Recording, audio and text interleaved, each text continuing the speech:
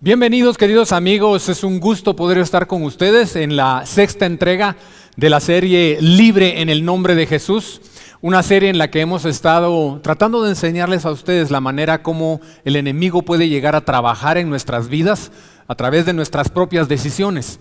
Hemos estado hablando de la influencia que nosotros podemos generar del enemigo en nuestras vidas cuando tomamos decisiones equivocadas.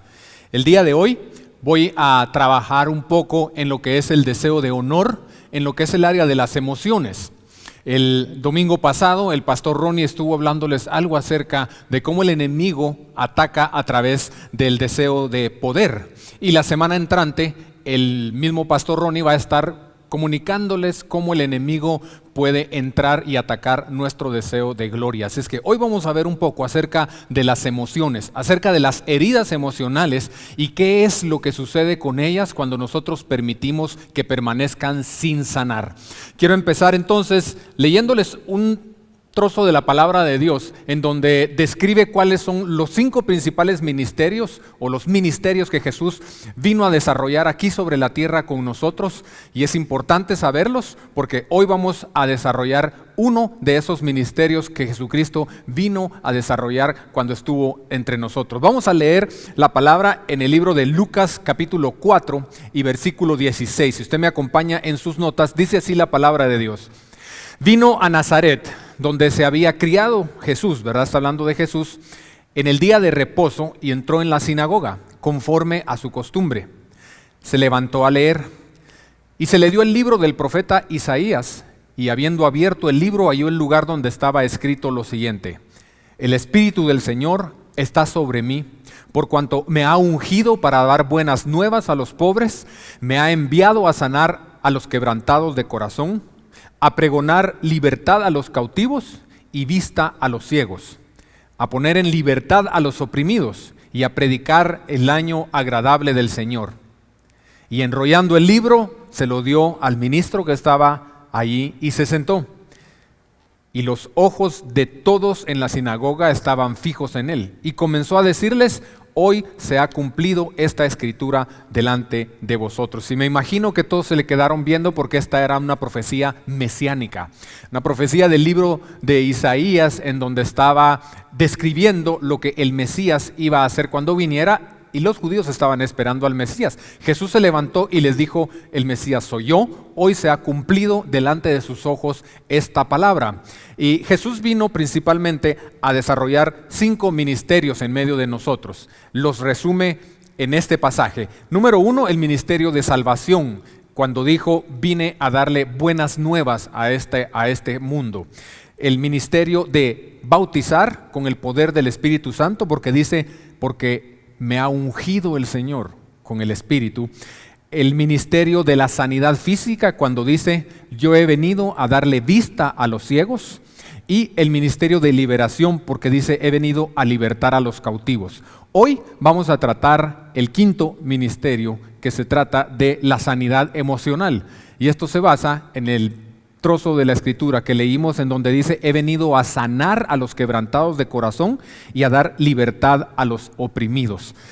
Para poder entender bien esto de la sanidad emocional, primero me gustaría explicarle qué quiere decir ser quebrantado de corazón y ser oprimido, porque dice: he venido a sanar al quebrantado y he venido a dar libertad al oprimido. Las palabras de donde la Biblia en su original saca quebrantado y oprimido quieren decir lo siguiente: quebrantado en su original quiere decir desgarrado por dentro, alguien a quien le quitaron la fuerza emocional. Y oprimido quiere decir una persona herida, pero no herida levemente, sino rota literalmente en pedazos. Entonces Jesucristo vino a sanar a aquellos que están desgarrados por dentro, a aquellos que ya no tienen fuerza emocional, y también vino a darle libertad a aquellos que han sido heridos y que se sienten rotos literalmente en pedazos. Déjeme hacerle una pregunta. ¿Lo han herido alguna vez en el corazón a usted? ¿Ha sido herido? Pero herido de tal manera que usted siente o sintió que le rompieron la vida. La mayoría de los seres humanos somos heridos durante nuestro caminar aquí. Las heridas más grandes son hechas por aquellas personas más cercanas a nosotros. Los más lejanos no logran herirnos tan profundamente porque no están tan adentro de nuestro corazón. Y esas heridas, esos quebrantos, eso rompernos en pedazos, tienen la capacidad de limitar nuestra vida. De hecho, el deseo del enemigo con las heridas es permitir que nos hieran y luego venir él a consolarnos, entre comillas, diciéndonos que tenemos razón, hablándonos al oído para decirnos que podemos vengarnos, que nosotros hemos sido víctimas, y esa es una de las maneras como el enemigo trabaja en nuestras vidas. ¿Se ha preguntado usted en alguna oportunidad por qué tiene usted ciertos comportamientos? ¿Por qué tiene ciertas conductas? ¿Por qué su temperamento es como es? Uno dice, no, es que yo soy de carácter fuerte. Y creo que a veces confundimos temperamento y carácter, no es lo mismo. Cuando uno es enojado, cuando uno fácilmente se enciende, es un temperamento el que está demostrando. Así es que se ha preguntado usted por qué su temperamento es así, por qué sus reacciones son de esa manera, ¿de dónde viene eso? La psicología le puede decir que viene de las heridas de la niñez. La Biblia le dice que viene de fortalezas que nosotros mismos nos levantamos en el corazón cuando somos heridos. Yo quiero hablarle hoy de dos grandes áreas y tengo que hacerlo rápido porque cada una de las cosas que yo le voy a mencionar podrían ser tema de una sola prédica, pero lo que quiero es mostrarle a usted o ayudarlo a identificar los síntomas de una enfermedad.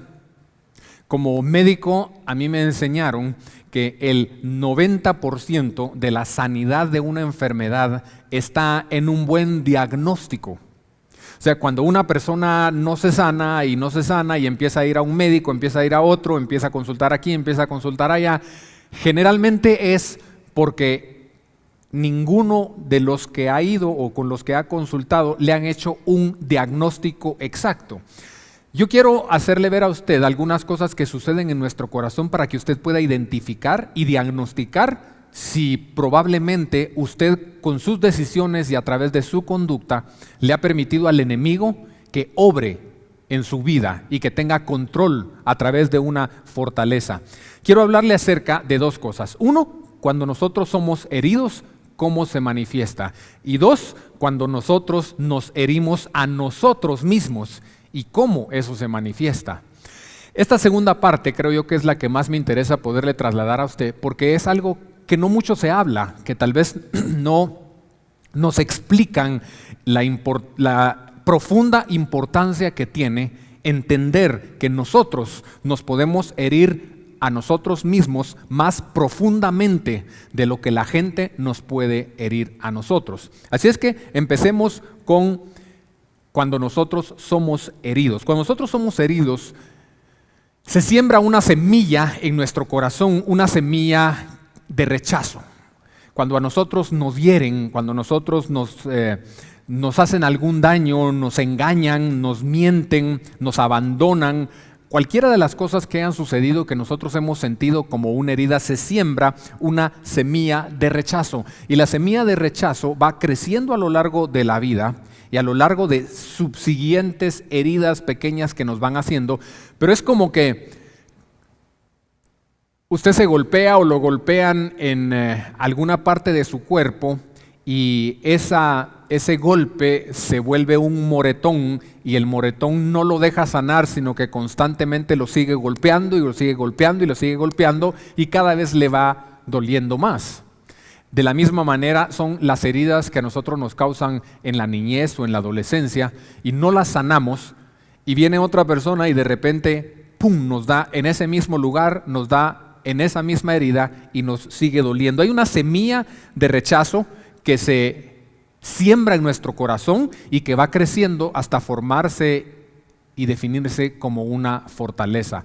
La Biblia dice que nuestra lucha no es contra carne y sangre, sino contra principados y potestades, contra huestes de maldad en las regiones celestes. Entonces yo quisiera que usted entendiera hoy un principio importante. De lo que vamos a hacer hoy No vamos a hablar acerca de quién le hirió, por qué le hirió, cuánto le hirió o cuántas veces lo hizo. Vamos a hablar acerca de el mundo espiritual que mueve a la gente a herirnos y luego nosotros le permitimos a esas heridas que sean el campo de cultivo para que el enemigo pueda trabajar en nosotros. Así es que el primer punto que le quiero desarrollar, porque son solo 2 puntos, uno es de cuando nosotros somos heridos, es este, y el segundo es cuando nosotros nos herimos a nosotros mismos. El primer punto que le quiero desarrollar es, yo puedo ser libre y puedo sanar y puedo ser libre cuando reconozco la herida de rechazo y pido ayuda. Ya le comenté que la semilla de una herida es el rechazo. Y el rechazo se manifiesta de muchas maneras. El rechazo se manifiesta en 7 diferentes maneras que yo le voy a comentar el día de hoy. Pero vamos a leer lo que dice la palabra de Dios en el libro de Oseas, capítulo 8, versículos 2 y 3. Dice, Israel está clamando o clama a mí. Y dice, Dios mío, nosotros te conocemos, es decir, somos tus hijos, Dios. Pero en realidad Israel rechaza mis bondades y por eso el enemigo lo perseguirá. Usted mira aquí que la Biblia está hablando de rechazo. Cuando nosotros tenemos una semilla de rechazo en nuestro corazón, automáticamente empezamos también a rechazar. Hay un dicho, lo repite mucho Rick Warren, no creo que sea original de él porque lo había oído antes, pero Rick Warren menciona mucho esto: las personas heridas hieren a otros. Y yo quisiera aplicarlo aquí diciéndole, las personas rechazadas rechazan a otros. Aquí dice la Biblia que Israel realmente no conoce a Dios porque lo ha rechazado. Y porque lo ha rechazado, entonces dice, el enemigo lo perseguirá. Muchas veces nosotros no nos damos cuenta de que en nuestra vida hay cosas sobrenaturales. El enemigo está actuando en nuestra vida, está persiguiendo nuestra vida, está limitando nuestro potencial debido al rechazo que nosotros estamos cultivando en nuestro corazón. Como le comenté entonces, hay 7 fortalezas emocionales de rechazo que se pueden levantar en nuestro corazón. A veces es una sola y a veces es una combinación de varias, pero que el poder identificarlas nos va a dar la oportunidad de poder rechazarlas, destruirlas, reprenderlas, orar por ellas y poder ser sanados y ser libres. La primera fortaleza que se levanta es la fortaleza de la rabia, del enojo. Las personas que son demasiado enojadas, que mantienen una rabia adentro, generalmente tienen un rechazo muy grande en su corazón. La rabia solamente y el enojo solamente es la manifestación de una defensa que ellos levantan para no ser heridos de nuevo. ¿Sabe? A veces uno se da cuenta de personas que se transforman completamente cuando hay un problema, cuando se enojan, no es un enojo normal, inclusive llegan a tener una fuerza sobrenatural. Yo recuerdo muy bien en mi niñez que estábamos tal vez en el 6º grado de primaria y había un niño en el colegio al que lo molestaban demasiado, ¿verdad? Le hacían bullying, lo que se llama ahora, no existía esa palabra en ese tiempo, pero lo molestaban demasiado. Y yo me imagino que se ha de haber llenado de tanta herida él adentro, que en una oportunidad lo molestó un niño que era casi el doble de su tamaño.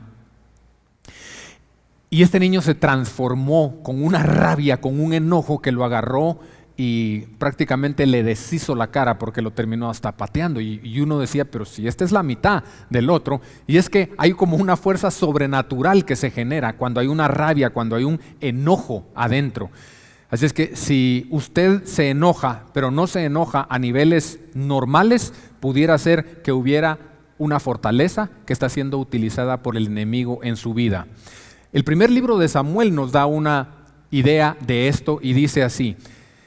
Esto es cuando Samuel confrontó a Saúl y le dijo, pero Samuel le respondió a Saúl y le dijo, no volveré contigo, ya que tú rechazaste el mandato del Señor y por eso Él te ha rechazado como rey de Israel. O sea, ahí sintió el rechazo Saúl. Y como consecuencia de eso, dice la palabra de Dios luego en el capítulo 19, cierto día, cuando Saúl estaba sentado en su casa con una lanza en su mano, de repente dice, un espíritu atormentador de parte del Señor vino sobre él como antes, mientras David tocaba el arpa y trató de matarlo. Aquí nos damos cuenta nosotros que el enojo, o sea, el rechazo en el corazón de Saúl generó que un espíritu atormentador de parte de Dios fuera permitido por Dios para atormentarle la vida y generara un enojo, un odio hacia David sobrenatural. Así es que vemos cómo el odio, el enojo, la ira, la rabia a niveles muy elevados seguramente tienen que ver con entidades del demonio, entidades que están trabajando sobre nuestra vida. La segunda fortaleza que se puede levantar en nuestra vida, o que se levanta en algunos, es una fortaleza de inseguridad. La inseguridad es aquella persona que demanda atención, aquella persona que demanda reconocimiento constante, que uno tiene que tener cuidado con lo que habla porque es muy sensible, uno tiene que andar pensando lo que va a hablar con esa persona por su inseguridad. Y no estamos hablando de una inseguridad normal que todos o en algún momento podemos manejar en algún ambiente. No, esto es un carácter de inseguridad que lo limita, que lo ata, que no le permite hacer las cosas que quiere hacer, lanzarse a empezar los proyectos que Dios ha puesto en su vida. Inclusive no le permite irle a preguntar, ya sea a una mujer, si es hombre, si quiere ser su novio o su novia.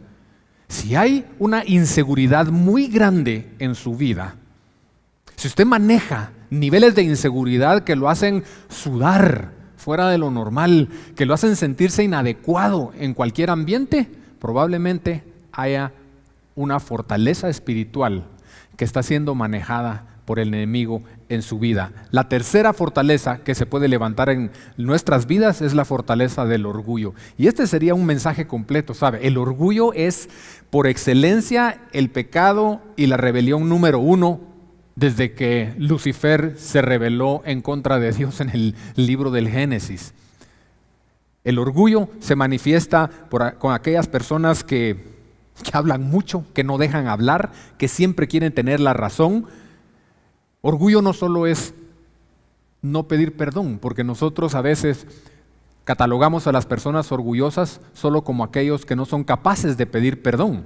No, orgullo es aquella persona que se siente más que los demás, es aquella persona que no le gusta pedir ayuda, aquella persona que se siente sabia en su propia opinión, que tiene una opinión de todo, que cuando uno le da un consejo no lo toma o le dice, vaya, muchas gracias vos.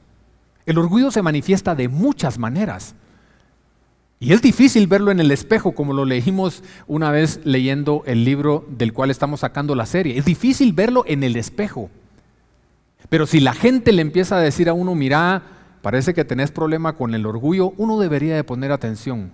¿Sabe por qué? Porque el orgullo es la fortaleza tal vez de todas las que le voy a mencionar más grande que causa que el enemigo obre en nuestras vidas. La cuarta manera o la cuarta fortaleza que se puede levantar sobre nosotros y que nosotros podemos ayudar a edificar como consecuencia de una semilla de rechazo es la fortaleza de la independencia. Independencia quiere decir aquellas personas que no necesitan de nadie, que no necesitan de nada, que realmente no necesitan ni consejo, personas que son aisladas, personas que no necesitan juntarse con la gente, que sienten que ellas pueden con el mundo solas, que son autosuficientes y sobre todo una persona independiente es aquella persona que le cuesta mantener relaciones íntimas, estables. Es decir, aquella persona que dice, miren, yo aquí voy, yo agarro mi camino y sígame el que quiera. Y que le cuesta mantener una relación. Esto se da mucho en los matrimonios. En los matrimonios que el hombre agarra su camino o la mujer agarra su carrera y de una manera independiente se olvidan que se casaron para ser dependientes. La independencia puede ser una fortaleza del enemigo en nuestras vidas. Luego, la fortaleza de la sensibilidad, aquella persona que es súper sensible, aquella persona que todo el tiempo está pendiente de lo que la gente está hablando, está preguntándole a todo el mundo de que por qué se juntaron y no lo invitaron, de que si cuando se juntaron hablaron de él o de ella, y que si la gente, dos personas cercanas se ponen a hablar en tono bajo, siente que están hablando de ella o de él. Son personas demasiado sensibles, pero no porque quieran, sino porque se sembró en algún momento una semilla de rechazo en su corazón. Conforme yo voy hablando de estas fortalezas, yo quisiera que usted estuviera pensando si hay alguna en su vida. Yo le voy a comentar de una en especial que yo identifiqué haciendo este mensaje en mi vida. La fortaleza número 6 es el complejo de víctima o la actitud de víctima. La actitud de víctima es peligrosa porque las personas que son víctimas son manipuladoras. Manipulan a través de hacerse las víctimas, manipulan a través de generar tristeza, de generar dolor, de generar compasión de las personas hacia ella. Personas que lloran por todo, personas que siempre están contando una historia triste de su vida, personas que, en síntesis, no perdonan. ¿Sabe? La persona que es víctima no puede perdonar porque eso le quitaría el privilegio de seguir siendo víctima. Si perdona, ya no tiene historia. Si perdona, ya no tiene vida. Si perdona, ya no ejerce el poder de atención hacia él o hacia ella. Si perdona, ya no tiene excusa. Así es que las víctimas tienen una fortaleza del enemigo trabajando en sus vidas y en las vidas de sus familias. Lo voy a dejar aquí porque quiero tratar el último punto en el segundo tema que le voy a dar. ¿Ha identificado usted alguna de las cosas que yo le he mencionado? Tal vez la lista se queda corta. Poder identificar todas las manifestaciones que una raíz de rechazo puede traer a nuestro corazón pudiera ser una lista enorme. Pero yo quisiera hacerlo pensar en algo. ¿Hay algo en su vida que usted se pregunta constantemente, pero ¿por qué yo hago esto? Puede ser un pecado, puede ser un mal hábito. O sea, una raíz de rechazo en nuestro corazón puede irse por el lado de una adicción a la pornografía, una adicción al alcohol, una adicción al adulterio, una adicción a la codependencia. Dentro de las cosas que yo le mencioné, pueden haber algunas cosas que usted identifique, pero tal vez no se la mencioné y usted la tiene en mente.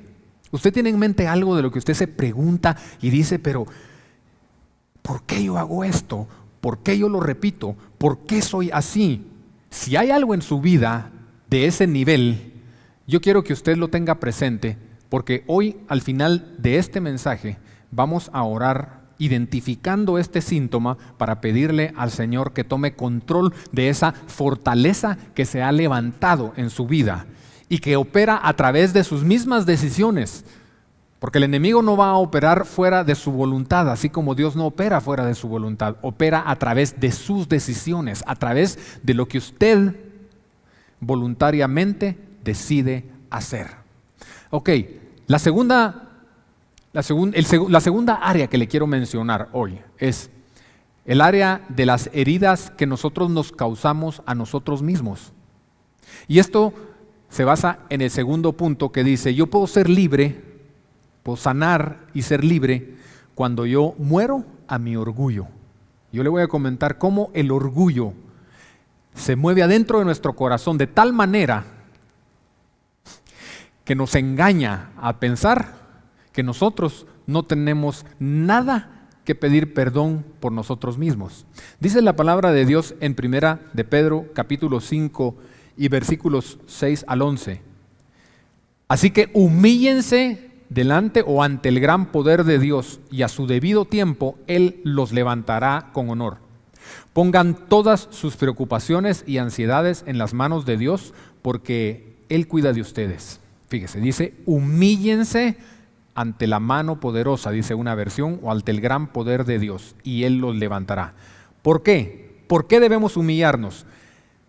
Para estar alertas, dice, estén alertas, versículo 8, cuídense de su gran enemigo el diablo, porque él anda al acecho como león rugiente buscando a quien devorar. Manténganse firmes contra él y sean fuertes en su fe. Recuerden que su familia de creyentes en todo el mundo está pasando por los mismos sufrimientos que usted está pasando. ¿Sabe qué me gusta de este pasaje? Es muy claro. El contexto del pasaje es claro a decirnos, si usted no se humilla, si usted no le deja a Dios esa preocupación, esa ansiedad en sus manos, el enemigo, y claramente dice, el diablo y sus ángeles, andan al acecho como león rugiente buscando a quien devorar. Se nos olvida, ¿sabe? Nosotros con la mentalidad occidental somos muy prácticos para pensar, muy lógicos. Todo lo queremos definir por una lógica, por unos hechos, por lo que vemos o por lo que podemos sacar una conclusión que es tangible, pero el pensamiento oriental de donde fue escrito la Biblia tenía también una realidad espiritual de la vida y por eso se les escribía de esta manera. Entonces, rápidamente mire, nosotros nos herimos a nosotros mismos de dos maneras. Número uno, y quiero que me ponga atención en esto porque tenemos pocos minutos para desarrollarlo antes de hacer una oración y pedirle a Dios que rompa sobre nuestras vidas el poder del enemigo. Nosotros nos herimos más profundamente de lo que la gente nos pudo haber herido cuando, uno, no nos perdonamos y dos, cuando no perdonamos a Dios. ¿Cómo así? ¿Cómo que vamos a perdonar a Dios? Dirá usted. Sí, es algo que le voy a mostrar hoy a través de un ejemplo vivo de cómo nosotros no perdonamos a Dios. El común denominador en ambos ejemplos que yo le pongo de no perdonarnos y no perdonar a Dios es el orgullo, ¿no? El orgullo es la puerta de entrada a eso. Hablemos un poco de no perdonarnos a nosotros mismos. Cuando nosotros no nos perdonamos a nosotros mismos, el enemigo realmente nos anula en nuestro propósito de vida. Yo conozco a muchas personas que tienen muchísimos dones, que tienen muchas capacidades, pero sencillamente no logran salir del círculo de yo hice hace algún tiempo y yo sé que ya Dios me perdonó, pero yo no me perdono a mí mismo. Hay varios ejemplos en la Biblia, se los voy a mencionar rápidamente de esto, porque usted dirá, ¿de dónde se saca usted todo esto? Mire, ejemplo de personas que no se perdonaron a ellos mismos, está Pedro y Judas. ¿Recuerda usted que Judas traicionó al Señor Jesucristo, dándole un beso? Hasta Jesús le dijo, con un beso traicionas. Y luego Pedro negó al Señor 3 veces, y en la tercera vez, después de que lo negó, uno de los evangelios menciona que el Señor lo volteó a ver, lo vio después de que él lo negó por tercera vez. Es decir, ambos manejaron un sentido de culpa, ¿sabe? Ambos manejaron un sentido de yo no me puedo perdonar lo que hice al principio. El resultado fue diferente para ambos. ¿En qué? En que uno se agarró bien del arrepentimiento y de la fe en el perdón que Dios le podía dar y el otro no. Judas no creyó que hubiera perdón para él y se ahorcó. Y Pedro, sí, Pedro se abrazó del perdón de Dios y luego predicaba acerca de lo que él había hecho. Le voy a mencionar solamente el ejemplo de Caín y David, el rey David. Caín, que mató a su hermano, y David, que adulteró y además mató a Urías. Estoy seguro que ambos pensaban adentro, para mi pecado, para lo que hice, no hay perdón. Pero al final el resultado fue diferente, porque Caín no llegó a abrazar la misericordia y terminó como un gran pecador, y David terminó como uno de los santos en la genealogía de Jesús. Y por último, los ladrones en la cruz, a la par de Jesús.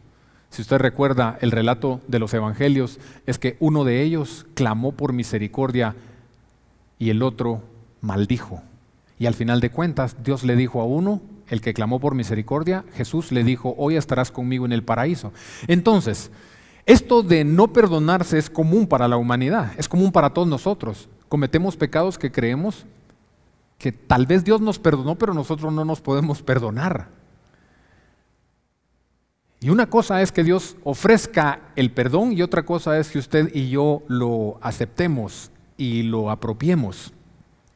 Cuando la palabra de Dios dice, y conocerán la verdad y la verdad los hará libres, no es algo mágico que sucede solo por ir a la iglesia y decir, bueno, yo ya conozco la verdad y no sé por qué la verdad no me está haciendo libre.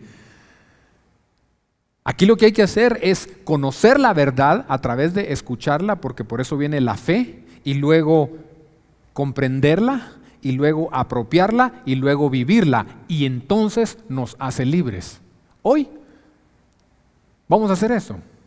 Hoy usted va a escuchar la palabra, usted va a entender que lo que le ha estado sucediendo tiene un componente espiritual, lo va a apropiar y vamos a empezar a vivir en ese perdón y libertad que Dios nos ha prometido. La palabra de Dios dice en el libro de Corintios, la segunda epístola de Corintios y capítulo 2, pero a quien ustedes perdonen algo, yo también lo perdono, dice Pablo, porque en verdad lo que yo he perdonado, o sea, si algo he perdonado, lo hice por ustedes en presencia de Cristo. Oiga esto, o sea, yo he perdonado, dice, para que Satanás no tome ventaja sobre nosotros, porque no ignoramos sus ardides, sus planes, sus maquinaciones. Eso quiere decir que no perdonar le da un espacio legal, le entrega papeles al enemigo para que tome ventaja sobre nosotros. A nosotros nos herimos entonces profundamente cuando no creemos en el perdón que Dios nos pueda dar. Esto es de lo más importante que alguien que ha padecido una adicción necesita entender, porque independientemente de qué adicción sea y de cuánto tiempo haya estado metido en la adicción, la principal piedra angular de cimiento que debe de poner es poder entender que si Dios lo perdonó por lo que hizo, nosotros nos debemos de perdonar. Pero también nosotros nos herimos profundamente al no perdonar a Dios. Y aquí quiero explicarle un poquito esto en pocos minutos. Cuando nosotros nos sentimos que la vida no nos salió como nosotros queríamos, que las relaciones no nos han salido como nosotros hemos querido, que la economía no es como la que nosotros queremos, que la salud tampoco es la que nosotros desearíamos. ¿Por qué? Porque nosotros vemos que otros tienen una vida mejor, que otros tienen relaciones mejores, que otros tienen mejor salud y que otros tienen más dinero que nosotros. El corazón del ser humano empieza a preguntarse, Dios, ¿por qué estás con ellos y no conmigo? Y aquí es donde el diablo empieza a susurrar a nuestros oídos, querido amigo. Lo mismo hizo con Adán y Eva desde el principio y es su táctica número 1, la que mejor le funciona. Fue y le dijo a Adán y Eva, ustedes, Dios no es tan buena gente. ¿A ustedes qué les dijo Dios? Les dijo que cuando ustedes comieran de esto, entonces ustedes iban a morir. No, no van a morir. Dios no es tan buena gente. Lo que pasa es que no quiere competencia. Y empezó a susurrar a sus oídos y ellos empezaron a creer. Yo quiero leerle rápidamente la vida de una patoja, de una mujer a la que el diablo hirió en su temprana edad y ella trasladó esa herida a Dios y no puede perdonar a Dios. Y dice de esta manera, para ponerle en contexto, los papás de esta muchacha se separaron cuando ella estaba pequeña, el papá se volvió a casar y ella se quedó viviendo con su mamá. La mamá decidió volverse a casar, pero luego se unió y el nuevo esposo no quería a la niña o no la quería con niña, entonces la mamá la tomó y la fue a dejar donde la abuela.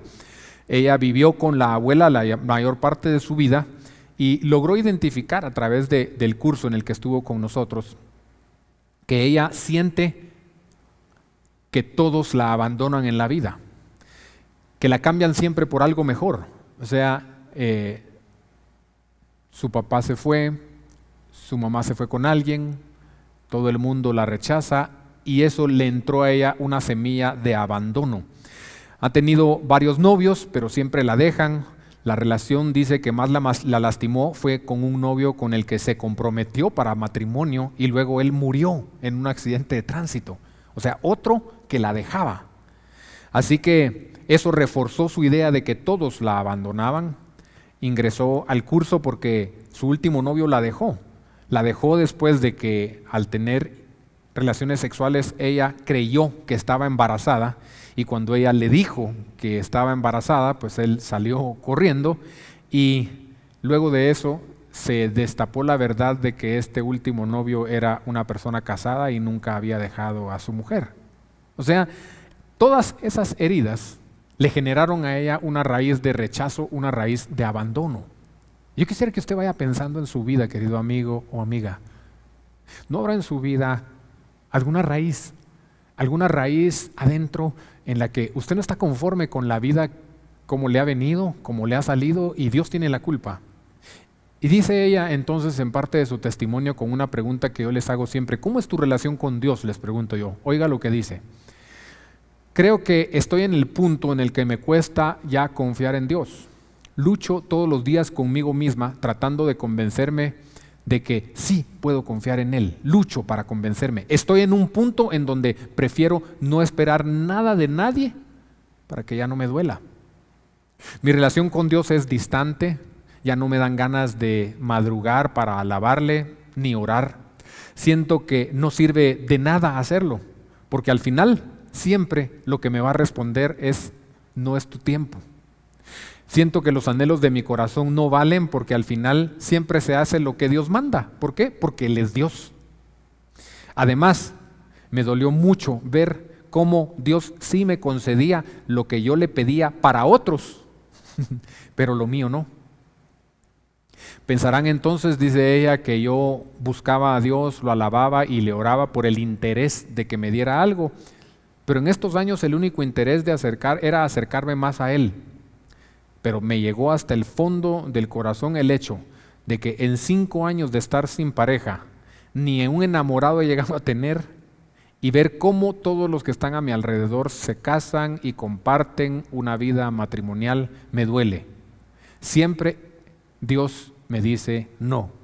A pesar de que mi anhelo era casarme a los 30 años, obvio, se hace lo que Dios manda, no lo que yo quiero. Fíjese hasta dónde el enemigo ha llegado a manejar sus pensamientos, a aceptar una vida que no es la de Dios. Pero oiga al final con otra pregunta: ¿y quién es Dios para ti?, les pregunto yo también. Dice: para mí Dios es el Rey Todopoderoso, a quien le es posible todo. Es mi papá, es mi papaíto. Pero eso no concuerda con lo que siente.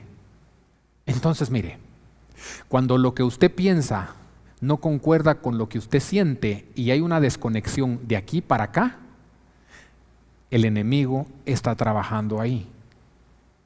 Cuando Pablo decía: yo hago lo que no quiero hacer porque lo que yo pienso hacer no lo termino haciendo porque no lo siento, ahí estaba el enemigo obrando. Ahora termino con esto. La última pregunta que les hacemos nosotros es: ¿crees tú realmente que Dios te puede ayudar? Y si crees, ¿por qué crees que no lo ha hecho todavía? Bueno, sí creo que Él es Dios, dice. Él todo lo puede hacer, y si no lo ha hecho, es para demostrarme que es cuando Él manda y no cuando yo quiera. Aún a pesar del sufrimiento que me causa ver que nadie quiere mi amor como mujer y que el único que sí lo quiso falleció, o no lo ha hecho porque quiere tal vez que yo aprenda a que no me duela tanto perder y aceptar. Bueno, o tal vez Dios no me ha ayudado porque no se le da la gana complacerme. Me quiere dar una lección porque de plano, como yo no doy una y como pequé en el pasado, debo de pagar las consecuencias y por lo mismo no tengo por qué venirle a exigir nada. Al final me pone: la verdad, Ricky, no sé. Y tal vez usted me dice lo mismo. Y tal vez usted piensa lo mismo. Y tal vez lo siente, pero no lo dice. Tal vez viene a la iglesia. Tal vez asiste los domingos. Y tal vez tiene un rito, un ritual de leer la Biblia, de orar, de ir a la iglesia, pero no lo siente. Porque adentro usted siente que Dios ha sido injusto. Usted siente que Dios es bueno con otros y no con usted. Que Dios le ha dado a otros y no le ha dado a usted. Las 3 preguntas que quiero terminar haciéndole antes de que oremos y hagamos una buena oración aquí es: ¿qué es lo que Dios no le dio? ¿Qué es lo que Dios no le ha dado? ¿Qué es lo que Dios le quitó? ¿Qué le arrancó? ¿Qué es lo que Dios no le ha permitido tener? Todas estas 3 preguntas en el contexto de lo que usted cree que es bueno para su vida. Porque esa es una fortaleza. La fortaleza del yo todo lo sé. Pero no le ha ido a preguntar a Dios. No ha ido a Él. Y aquí es donde quiero yo que me ayuden con una música de fondo para poderle decir lo siguiente. Quiero orar por usted. Quiero tomarme unos minutos para que el Espíritu Santo le revele a su mente y luego le baje a su corazón en dónde fue herido o herida y le dio cabida a una raíz, a una semilla que ha levantado una fortaleza en su vida. Recuérdese, tal vez usted no se ha perdonado a usted mismo, tal vez usted no ha perdonado a Dios. Así es que le voy a pedir que cierre sus ojos en este momento, ahí en donde está en su lugar. Cierre un momento sus ojos. Si quiere, inclínelo su rostro y cierre sus ojos, porque yo quiero pedirle al Espíritu Santo que le revele una herida, que le revele un recuerdo. Y esto puede ser doloroso para algunos, probablemente va a ser doloroso para algunos. Porque cuando venga esa herida y venga ese recuerdo a su mente, puede ser el recuerdo de un abuso, puede ser el recuerdo de un abandono, puede ser el recuerdo de un engaño, puede ser el recuerdo de una pérdida, de un adulterio, de un aborto, de un pecado sexual. Yo no sé qué es, pero hay algo que usted no se ha perdonado o hay algo que usted no le ha perdonado a Dios. Y esa es una gran fortaleza del enemigo para obrar en su vida y la de su familia. Le voy a pedir ahora que si Dios le ha hablado, que si Dios le ha revelado, aunque sea un pequeño recuerdo, mire, si es pequeño, no lo menosprecie porque Dios lo está trayendo a su memoria.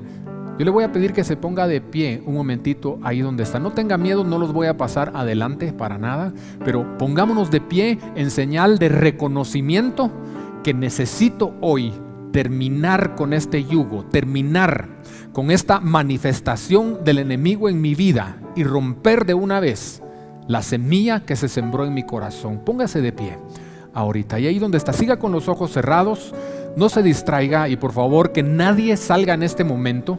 Vamos a tomar solo unos pocos minutos para hacer una oración especial para que usted salga de aquí convencido que la sangre de Cristo tiene el poder para hacer las cosas que dice la Biblia que puede hacer. Y yo quiero que ahí con sus ojos cerrados usted repita conmigo esta oración. Y repítala literalmente en voz alta y no tenga pena, no tenga temor. Es una pequeña oración, pero que necesita salir de sus labios porque lo necesita oír su misma mente y sus mismos oídos necesitan oírlo y necesitan oírlo las huestes que están alrededor de todos nosotros. Dígale: Padre Celestial, yo presento estos recuerdos y ponga usted en su mente los recuerdos, las memorias o la herida que Dios le está trayendo a su mente. Los presento, Padre, delante de ti. Los pongo a los pies de Cristo. Repita todo conmigo. Te pido que me sanes, te pido que me liberes, que todo el dolor, que todo el estrés que he sufrido se vayan de mi vida en este momento y me des la capacidad de olvidar. Decido hoy voluntariamente perdonar perdonarme a mí mismo, perdonar a quien me hirió y ser sanado en el nombre de Jesús. Padre Celestial, yo te pido perdón por haber guardado rencor contra ti, por tener en mi mente la idea de que has sido injusto con mi vida. Perdóname por favor y ayúdame a creer en tu bondad, en tu plan perfecto y en las cosas buenas que tú tienes para mi vida. Ahora déjeme orar por usted, por favor. Déjeme terminar de sellar esto en su corazón para que el Espíritu Santo pueda sacarlo de aquí convencido de que usted es libre en el nombre de Jesús. Padre, yo oro por cada uno de los que en esta mañana están escuchando este mensaje. Sé que muchos se han identificado con alguna de las cosas que yo he mencionado, pero sobre todo se han identificado con el hecho de que no se han perdonado a ellos mismos algún pecado que inclusive está aún escondido, oculto, y nadie sabe en su corazón, y los está matando, los está destruyendo. Señor, yo tomo control sobre esos recuerdos, sobre esas memorias en el nombre de Jesús. Declaro la sangre de Jesús sobre cada uno de ellos y rompo en el nombre de Cristo el poder del diablo sobre sus vidas. Las fortalezas que ellos mismos han levantado, las quebranto, Señor, las destruyo en el nombre de Jesús para que ellos y sus generaciones puedan vivir la vida abundante que tú has prometido para ellos. En el nombre de Jesús, yo declaro libres las memorias, yo declaro sanos los pensamientos, yo declaro limpios los recuerdos de cada uno, Señor. Y te pido que de aquí en adelante, aunque venga la memoria o aunque venga el recuerdo, se vaya todo el olor y se vaya todo poder que ha tenido sobre sus vidas y sobre las de su familia, en el nombre precioso de Jesús. Yo declaro, Señor, que todos los que están participando de esta oración son libres en el nombre de Jesús. Amén y amén.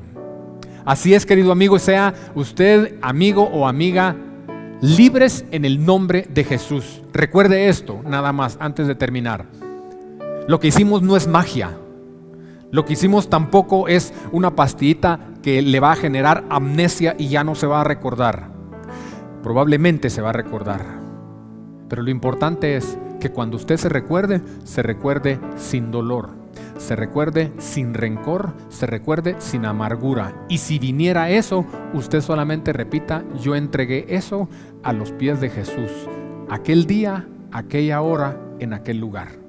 Así es que tenga la plena seguridad que Jesús lo hizo libre en el nombre de Jesús. Que Dios lo bendiga y salga de aquí bendecido, sintiendo esa libertad que Dios le ha dado. Amén.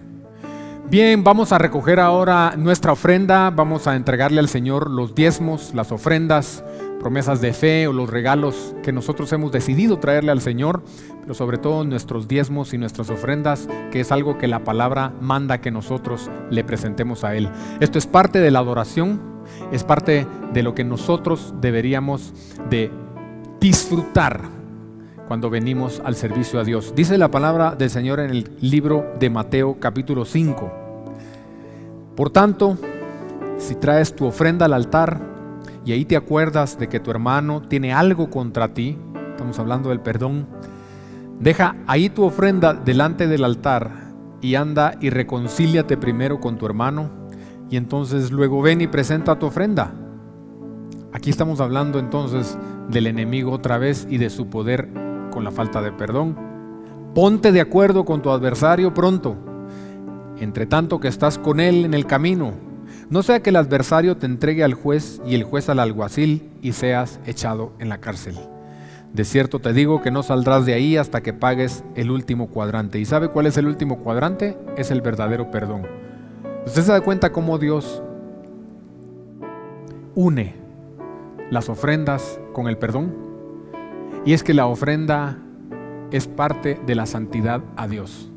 Yo sé que usted viene hoy contento, espero que haya venido con un corazón dispuesto a entregarle a Dios algo de lo que Él le ha dado. Las ofrendas, los diezmos, no es que los necesite Dios y no es que los necesite la iglesia, es que los necesitamos nosotros, para despegarnos del poder del dinero en nuestro corazón. Así es que quiero orar en lo que usted prepara su sobre. Pueden pasar nuestros colaboradores a estar listos para recogerla. Yo voy a orar para que Dios bendiga lo que usted va a entregar, lo que usted le trae al Señor, y luego nuestros colaboradores pasen a recogerla. Tenga la seguridad de que esa ofrenda es recibida por Dios, pero que si usted tiene algo en contra de alguien, salga en este momento, salga de aquí y vaya a ponerse a cuentas, antes, como dice, de que el adversario venga y lo eche en la cárcel, como dice. Bien, vamos a orar entonces. Le decimos: Padre, te damos muchísimas gracias por el privilegio de traerte una vez más una ofrenda a tus pies. Gracias por la oportunidad de tener trabajo, de tener empresas, de poder generar ingresos para poder vivir nosotros, comer nuestra familia y tener algo para compartir. Traemos esta ofrenda, Señor, con un corazón agradecido, con alegría y no con tristeza ni por necesidad, pidiéndote que bendigas, Señor, nuestras vidas, bendigas esta provisión en el futuro para poder seguir dando a otros, para poder compartir de lo que tú nos has dado. Lo hacemos de todo corazón, te lo ponemos en tus manos en el nombre precioso de Jesús. Así es, queridos amigos, que al salir entonces pasen dejando sus ofrendas, sus diezmos, y le dejamos el tiempo al anfitrión local.